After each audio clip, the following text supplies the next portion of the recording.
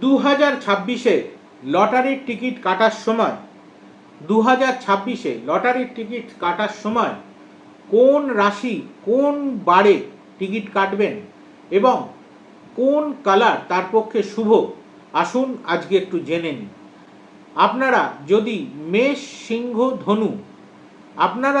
মেষ সিংহ ধনু রাশির মধ্যে হন, তাহলে সোনালী বা উজ্জ্বল হলুদ রঙের কালার আপনাদের পক্ষে শুভ এবং রবিবার বা বৃহস্পতিবার আপনার লটারির টিকিট কাটুন।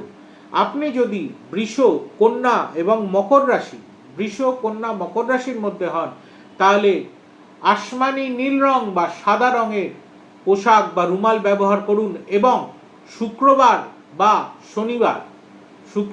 শনিবার লটারির টিকিট কাটুন। আপনি যদি মিথুন রাশি বা তুলা রাশি বা কুম্ভ রাশির জাতক জাতিকা হন, তাহলে পান্না সবুজ রং কিংবা ফিরোজা কালারের রুমাল বা ড্রেস পরে টিকিট কাটুন এবং সেটা অবশ্যই বুধবার বা শুক্রবার।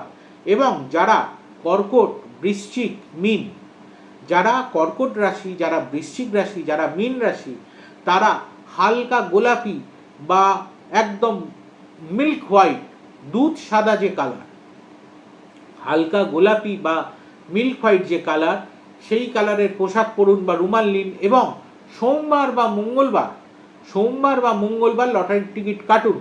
2026-এ এই রং এবং এই দিন টিকিট কাটলে সেই রাশির জাতক জাতিকার পক্ষে 2026-এ শুভ ফল পেতে চলেছেন।